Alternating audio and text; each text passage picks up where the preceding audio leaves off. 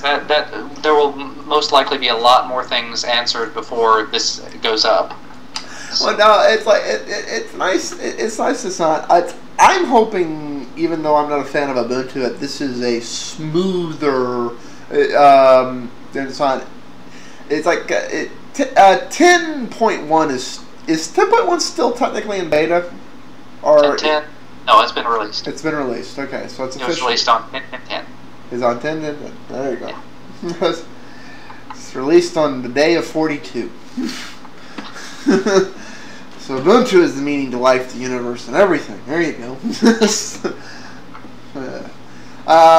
But it's like I've been getting a lot of questions from people having problems, just little issues with 10.10.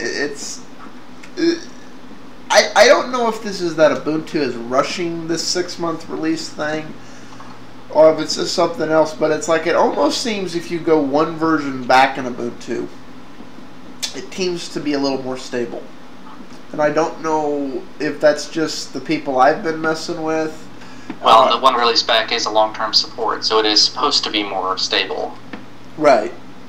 Let's say that's the thing. I'm like, if it's gonna take 6 months for it to really be stable and really officially supported, why are they doing this every 6 months? Why isn't this midway one like considered a beta and a preview of the direction we're going, but not official? And then I guess it depends on the way you're looking at it, because there are a lot of people that only use the LTS versions, businesses in particular, that they consider the LTS to be the release, and then the other ones are milestones that you don't necessarily have to do. Okay. Because the desktop versions, the LTS is supported for 3 years, so you could go one LTS to another seamlessly, in theory. In theory. It's like... I talked to a few people trying to go from 804 to 1004, and yeah. I have never heard good things when somebody tries to make that theoretical transition. That's just... There's always an upgrade path. It's just not always a good one. That's like... It's like the honest recommendation I've always heard out of everyone is no,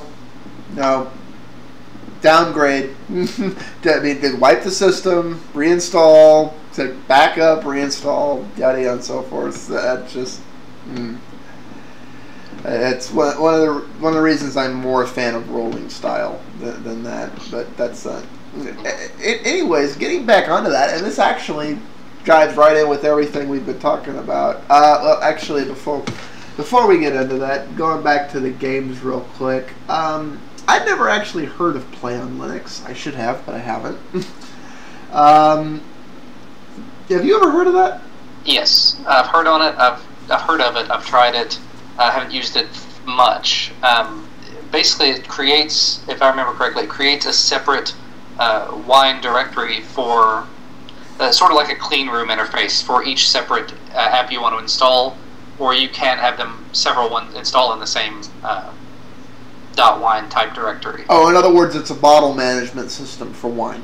Yes, exactly. Okay. But I think it also has some pre-install type things, like you can say install World of Warcraft and then provide it the CD and it'll do the rest for you. You can say install Steam and it will, I think, go out and download it for you and do the rest of the work, or most of it.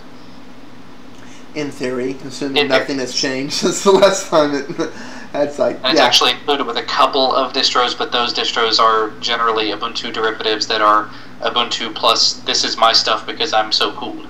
Exactly. I don't mean to bag on, but I get a lot of those.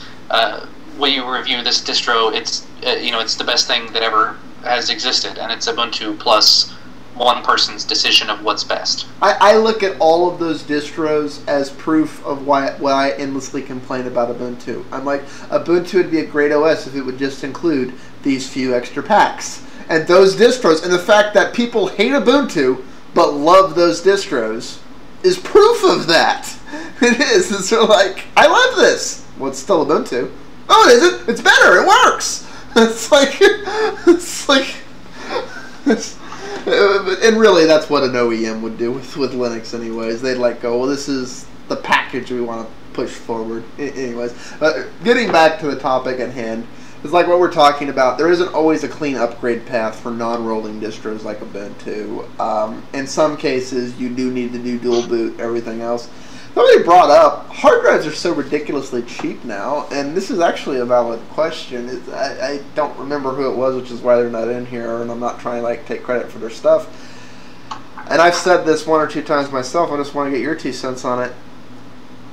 I'm almost thinking with hard drives being so ridiculously cheap these days, maybe the better route to go isn't necessarily when you're adding another OS, whether you're adding Linux to a Windows box, adding another Linux distro, or transitioning from one version of Ubuntu where you can, in theory, but shouldn't make a direct upgrade path.